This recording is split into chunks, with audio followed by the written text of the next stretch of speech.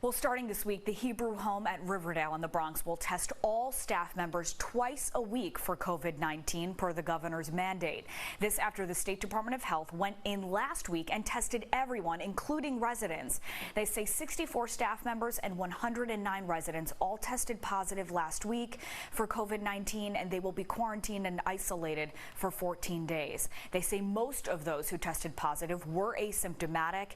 And in terms of the deaths reported, according to the Hebrew home, 35 deaths were reported between March 1st and May 8th to the Department of Health. But the nursing home reclassified 28 deaths as possibly related to COVID-19 after more symptoms were announced by the CDC.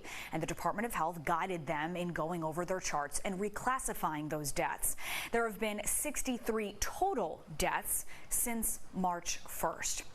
Now, like we said, the Hebrew home will start to test their staff twice a week starting Wednesday. All residents are also having their temperature, pulse, and respiration levels checked during every shift.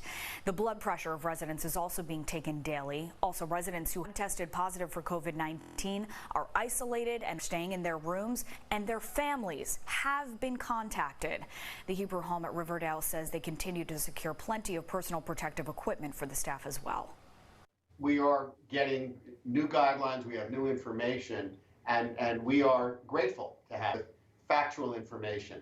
Unfortunately, the issue of the numbers of people that we've lost to COVID should never lose sight that each person is a person and not a number.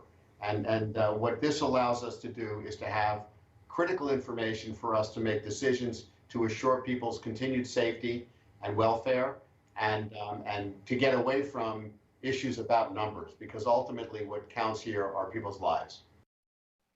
He says the staff members there have been deeply affected by this, and they actually start off each morning for their daily update meeting with a moment of pause to grieve those who they've lost throughout this pandemic.